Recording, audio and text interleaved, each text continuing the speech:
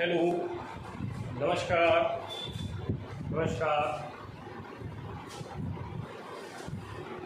हाँ, तो मैं फिर से आ गया हूँ हिस्ट्री की आगे की सीरीज को लेकर। माई सेल्फ, आप मेरे बारे में जानते ही हैं, my self S G Vajpayee, और मैं द यूनिवर्स क्लासेस का ऑनलाइन टीचर। और आप लोग के समक्ष जो धर्म सुधार आंदोलन की सीरीज शुरू हुई थी, आपने देखा था कि उत्तर वैदिक काल के डिक्लाइन होने के बाद जब वो डिक्लाइन हो गया 600 ईसा पूर्व के आसपास, तो उसके बाद फिर जो धर्म सुधार आंदोलन हुए, जिसमें मैंने आपको पिछली कड़ी जैन धर्म बता दिया था, जैन धर्म कैसे अस्तित्व में आया है ना, और किस प्रकार से उसमें आगे चीज़ें आई। तो उसके बाद अब जरा हम देखते हैं कि दूसरा धर्म सुधार आंदोलन हुआ है, जो कि हमारा यहाँ पर है, ये बौद्ध धर्म है। देखिएगा, दूसरे नंबर का धर्म सुधार आंदोलन हुआ था इतिहास के अंदर। इतिहास में तो मैं उसी के ऊपर डिस्कशन करता हूँ। फिर देखिए, समझिएगा, सबसे पहले देखेंगे कि संस्थापक कौन थे। तो देखिए, बौद्ध धर्म के मेन संस्थापक हैं ये हमारे गौतम बुद्ध जी, ठीक है, गौतम बुद्ध जी। अच्छा, गौतम बुद्ध ये एक टाइटल भी कह सकते हैं, तुरंत गौतम बुद्ध नहीं हो गए, है ना। मतलब एक कैसे सुधार हुआ उनके क्रम में, कैसे उनका प्रोसेस आगे बढ़ा, तो उस क्रम में जो सुधार हुआ है उस क्रम को हम लोग समझने की कोशिश करेंगे कि ये तरीके से जो बुद्ध है ये उपाधि है जिनको प्राप्त हुई ज्ञान आने के बाद। तो कैसे जरा सिस्टमेटिक देख लेते हैं। तो जन्म जो था 563 यानी 563 ईसा पूर्व यानी बीसी में कपिलवस्तु लुम्बिनी नामक स्थान पर, याद कर लीजिएगा, कपिलवस्तु। और एक बात मैं पहले बता देता हूँ कि ये जो मैं नोट्स आपको दे रहा हूँ, ये जो भी वीडियो प्रस्तुत हो रहा है, ये वीडियो सिर्फ एग्जाम के पॉइंट ऑफ व्यू से बहुत ही इंपॉर्टेंट है। अगर आप एग्जाम के पॉइंट ऑफ व्यू से इसको देखेंगे तो आपको आसान लगेगा, ठीक है। एग्जाम के पॉइंट ऑफ व्यू से ही मैंने इसको बनाया कि कहाँ से क्वेश्चन पूछे जा सकते हैं और किस टाइप के क्वेश्चंस दिए जाते हैं पेपर में, ठीक है। तो चलते हैं। तो 563 ईसा पूर्व में कपिलवस्तु लुम्बिनी नामक स्थान पर, बचपन का नाम देखें तो क्या था, सिद्धार्थ था, ठीक है ना। पिता का क्या नाम था इनके, शुद्धोधन। माता का नाम महामाया था। और 16 वर्ष की उम्र में यशोधरा से विवाह, है ना, जिनसे राहुल नामक एक पुत्र भी था। मतलब 16 वर्ष की उम्र में इनको इनका एक पुत्र मतलब शादी हुई। जब 16 वर्ष के थे, कौन, सिद्धार्थ। और उसके बाद यशोधरा जो इनकी पत्नी थी, मतलब यशोधरा से इनका विवाह हुआ और फिर इनकी एक संतान हुई जिसका नाम राहुल था। तो पहले मैं इनके बारे में थोड़ा सा बता देता हूँ कि जो शुद्धोधन थे, मैं थोड़ा सा इंटरेस्टिंग फैक्ट आपको बताता हूँ कि शुद्धोधन के यहाँ जब सिद्धार्थ पैदा हुए तो उस समय कुछ लोग आए जो विप्रवर थे, जो संत लोग थे, वो आए और उन्होंने आके भविष्यवाणी की। जब इनका नामकरण हो रहा था, भविष्यवाणी की कि आपका पुत्र या तो चक्रवर्ती सम्राट होगा या फिर बहुत बड़ा सन्यासी या महात्मा होगा, है ना। तो जब ये चीज शुद्धोधन के समक्ष प्रस्तुत हुई तो कहीं ना कहीं शुद्धोधन अंदर से थोड़ा सा परेशान हो गए कि नहीं यार, अगर मेरा बच्चा चक्रवर्ती सम्राट हो गया तब तो ठीक है, लेकिन अगर कहीं सन्यासी हो गया तो मेरे इस पूरे साम्राज्य का क्या होगा, है ना। कहीं ना कहीं वो मोहवश परेशान हो गए। तो उन्होंने क्या किया कि सिद्धार्थ को बचपन से हर तरह की खुशी देने की कोशिश की। महिल में कभी भी कोई रोता नहीं था, मतलब हर तरह का सुख सुविधाएं जो भी माँ बाप अपने बच्चों के लिए कर सकते थे, उन्होंने हर तरह की गतिविधि को किया। लेकिन एक बार की बात है, कहते हैं कि जब ये थोड़े बड़े हो गए थे तो इनकी शादी भी हो गई, सब कुछ हो गया। लेकिन उसके बाद क्या हुआ कि एक इनका सारथी हुआ करता था जो इनको हर तरह की हेल्प करता था, जिसका नाम था चन्ना। तो जो चन्ना था उसने क्या किया, उसने सिद्धार्थ को नगर भ्रमण, मतलब ये कभी बाहर तो निकले नहीं थे, तो ये नगर देखने की इनकी इच्छा हुई, तो चन्ना ने चोरी छिपे इनको सिद्धार्थ को नगर भ्रमण कराया। अच्छा, जब नगर भ्रमण कराया तो उस दिन कुछ ऐसे घटनाक्रम इनके सामने आए जिसको देखकर सिद्धार्थ अंदर से काफी ग्लानि से भर गए या काफी भयभीत हो गए। तो वो कौन से पॉइंट मैं देख लेता हूँ। देखिए, 4 दृश्य है यहाँ पर, ध्यान दीजिएगा। सिद्धार्थ का प्रथम भ्रमण जो हुआ है उसमें 4 दृश्य हुए हैं। देखिए, एक बूढ़ा व्यक्ति दिखाई पड़ता है, एक बीमार व्यक्ति दिखाई देता है, एक मृतक मतलब एक अर्थी लिए हुए जा रहे दिखाई पड़ते हैं, और एक सन्यासी, है ना। तो सन्यासी तरीके से यहाँ सबसे सुखी व्यक्ति है। लेकिन समझने वाली बात है कि जब ये चीजें देखी सिद्धार्थ ने, तो उन्होंने चन्ना से क्वेश्चन किया कि क्या मेरे साथ भी ऐसा होगा। तो जब ये चीज उनके समक्ष आई तो कहीं ना कहीं क्या थे कि जो सिद्धार्थ थे वो अंदर से काफी परेशान हो गए। चन्ना ने कहा हाँ ये तो महाराज सबके साथ आता है, ये तो जीवन का एक प्रोसेस है, आज बचपन है, कल जवानी है, परसों बुढ़ापा है, फिर जाना है, तो कहीं ना कहीं ये प्रोसेस तो आना ही आना है। जो भी व्यक्ति संसार में जन्म लेता है उसको एक ना एक दिन मृत्यु तो आनी ही आनी है, ये तो निश्चित है, मृत्यु निश्चित है, बाकी कुछ निश्चित हो या ना हो। तो कहने का मतलब क्या है कि जब ये बात सिद्धार्थ को पता चली तो सिद्धार्थ अंदर से बहुत ही ग्लानि से भर गए, बहुत ही भयभीत हो गए, बहुत ही डर गए। तो कहीं ना कहीं उनको उस दिन रात में नींद नहीं आई, और जब रात में नींद नहीं आई तो कहीं ना कहीं उन्हें लगा कि संसार में कहीं सुख नहीं है, मतलब जिस सुख में वो परेशान है, जिस सुख को लेकर बड़े सब कुछ थे, लेकिन कहने का मतलब है कहीं ना कहीं वो अंदर से उन चीजों से अलगाववादी हो गए, अलग टाइप से हो गए। ठीक है, अच्छा आगे चलते हैं। इसके बाद इन्होंने क्या किया, घर का त्याग कर दिया। क्या किया, अपने एक बड़े भाई थे उनको पूरे महल और पूरे राज्य की कारोबार संभालने की जिम्मेदारी देकर चुप्पे चाप सबसे हाथ पांव जोड़कर और निकल लिए कहाँ, कठिन तपस्या करने के लिए, यानी 6 वर्ष की कठिन तपस्या की। अच्छा, जब 6 वर्ष की कठिन तपस्या की तो 35 वर्ष की आयु में वैशाख पूर्णिमा, ध्यान सुनिएगा, यहाँ से क्वेश्चन बनते हैं पेपर में। 35 वर्ष यानी 35 की एज में वैशाख की पूर्णिमा में रात्रि में निरंजना, जिसको हम फाल्गु नदी के नाम से भी जानते हैं, पीपल के पेड़ के नीचे, ध्यान दीजिएगा, पीपल के पेड़ नीचे, कई बार क्वेश्चन में आ चुका है कि बुध को किस पेड़ के नीचे, किस नदी में, किस तिथि को, तो ध्यान रखिएगा वैशाख पूर्णिमा है, रात्रि में निरंजना, रात्रि है, रात्रि का टाइम है मतलब रात का समय है, निरंजना फाल्गु नदी के किनारे पीपल के पेड़ नीचे। पीपल जैसे कि जैन में क्या था, जो हमारे महावीर स्वामी थे उनको साल के वृक्ष के नीचे, उसी तरह से इनके साथ क्या था कि गौतम बुद्ध जी को यानी कि पीपल पेड़, यानी सिद्धार्थ को पीपल के पेड़ के नीचे क्या प्राप्त हो गया, ज्ञान की प्राप्ति हुई। ठीक है, कहते हैं ज्ञान की प्राप्ति हुई। अच्छा, जब ज्ञान की प्राप्ति होने के बाद इनको एक टाइटल दे दिया गया, वो टाइटल क्या था इनके लिए, सिद्धार्थ को बुद्ध कहा जाने लगा। क्या कहा जाने लगा, सिद्धार्थ को बुद्ध कहा जाने लगा। क्या कहा जाने लगा, सिद्धार्थ को बुद्ध कहा जाने लगा।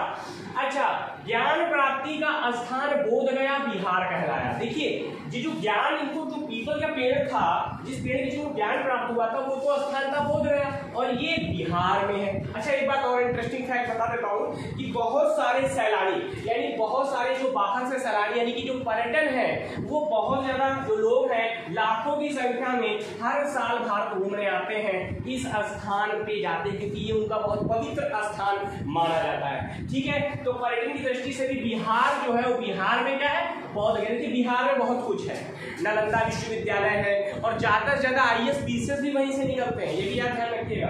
तो मैं इंटरेस्टिंग फैक्ट आपको बता रहा हूँ, इन सब बातों के साथ हम लोग चलते हैं आगे कि ये पर्यटन की दृष्टि से बहुत महत्वपूर्ण स्थान है। अच्छा, आगे चलते हैं। अब इसके बाद जब इनको ज्ञान प्राप्त होगा, भाई ज्ञान प्राप्त होगा, जैसे कि मुझे ज्ञान प्राप्त हुआ है ना, तो मैंने क्या किया, आप लोगों के लिए बढ़िया बढ़िया वीडियो बनाना शुरू किया। बहुत सारे लोगों को ज्ञान तरह तरह का प्राप्त होता है फिलहाल, तो मैं उसकी तो बात नहीं करूंगा, लेकिन जो ज्ञान प्राप्त हुआ उसकी बात करते हैं। तो इन्होंने क्या किया, ज्ञान प्राप्त होने का जो प्रथम उपदेश दिया, ये वाराणसी या सारनाथ कहें नामक स्थान पर दिया, और इसी को धर्म चक्र परिवर्तन कई बार एग्जाम में पूछा गया है। ध्यान रखिएगा, धर्म चक्र परिवर्तन क्या है, जो प्रथम उपदेश है गौतम बुद्ध जी का, जो प्रथम उपदेश है, गौतम बुद्ध जी का जो प्रथम उपदेश है, ध्यान से समझिएगा इस बात को, जो इन्होंने सारनाथ वाराणसी नामक स्थान पर दिया था, इसे भी धर्म चक्र परिवर्तन कहा जाता है, धर्म चक्र परिवर्तन कहा जाता है। अब देखिए, उपदेश की भाषा, मैंने पहले ही कहा था कि जो जनसाधारण की भाषा है वो पाली है। जैनिज्म ने क्या किया, अर्धमगधी यूज की थी, इन्होंने भी एक नॉर्मल भाषा यूज की, वो नॉर्मल भाषा कहलाती थी पाली। पाली जनसाधारण की भाषा थी, उस समय के लोग आसानी से पाली भाषा समझ सकते थे, क्योंकि संस्कृत भाषा काफी कठिन होती थी तो सबके समझ में नहीं आती थी कहीं न कहीं। तो ये लोग क्या करते थे, इन्होंने क्या किया कि पाली भाषा में अपने स्टेटमेंट दिए, अपने भाषण दिए, अपने उपदेश दिए, जिससे आम जनजीवन को ये सारी बातें समझ में आई। आगे चलते हैं, अब देखते हैं कौन से ग्रंथ हैं। ठीक है। तो त्रिपिटक बौद्ध धर्म का, जब मैंने पहला लेक्चर लिया था तो उसमें मैंने बौद्ध धर्म के जो ग्रंथ था त्रिपिटक उसकी बात कही थी आपके समक्ष। तो ठीक है, ध्यान दीजिएगा, उस वीडियो को भी फिर से देख लीजिएगा।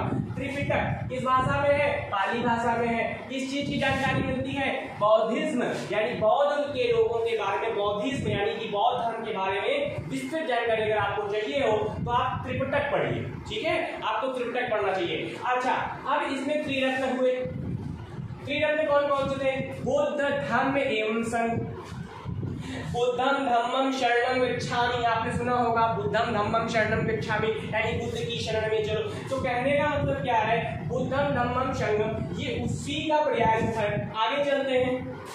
बुद्ध ने तृष्णा क्षीण हो जाने की अवस्था को निर्वाण बताया है। मतलब जब इंद्रियां ही शिथिल पड़ जाएंगी, किसी प्रकार की इच्छा ही नहीं होगी इंसान को किसी चीज की, न खाने की, न पीने की, न सोने की, न ऐशो आराम की, तो उसी अवस्था को क्या कह सकते हैं? हम तृष्णा कह सकते हैं, तृष्णा कह सकते हैं। और तृष्णा क्षीण हो जाने की अवस्था को बुद्ध जी ने क्या कहा है? निर्वाण कहा है। क्या कहा है? निर्वाण कहा है। अच्छा, गौतम बुद्ध जी ने उपनिषदों का अध्ययन किया। मैंने आपको पढ़ाया था ना कि उपनिषदों की रचना हुई, तो गौतम बुद्ध जी ने क्या किया? उपनिषदों का अध्ययन किया और उपनिषदों से इन्होंने एक चीज बताई कि विश्व दुखों से भरा है। ध्यान रखिएगा, ये स्टेटमेंट कई बार भी पेपर में आ चुका है पीसीएस एग्जाम में कि विश्व दुखों से भरा है। ये वक्तव्य किसने कहा है? तो ये वक्तव्य गौतम बुद्ध ने कहा है। कहां से लेकर कहा है? उपनिषदों से बताया था। ध्यान रखिएगा, उपनिषदों से बात कही गई है। आगे चलते हैं।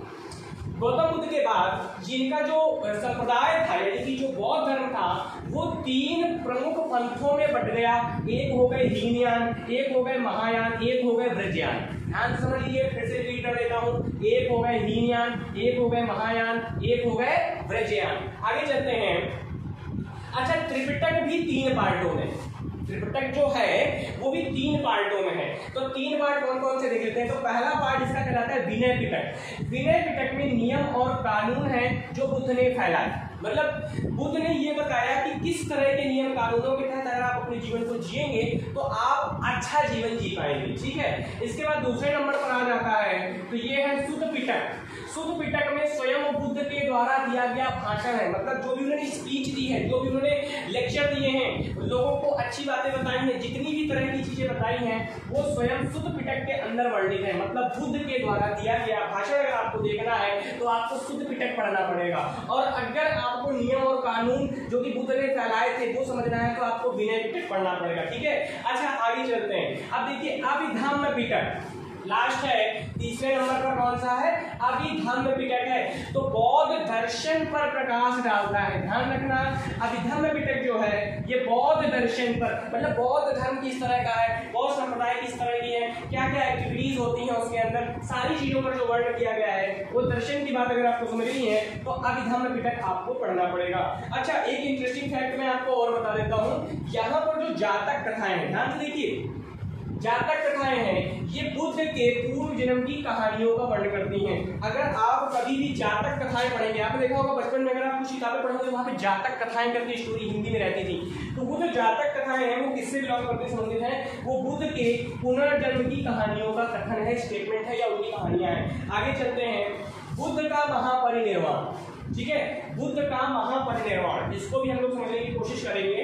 मल्लों की राजधानी कुशीनगर जो कि उत्तर प्रदेश में है, 483। अब जरा देखिए इनका जन्म क्या हुआ था? 563।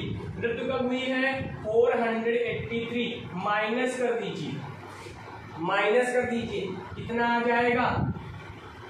कितने वर्ष आ गए आपके समक्ष, जरा बताइए कितने वर्ष आ गए? देखिए 3 में से 3 गया 0।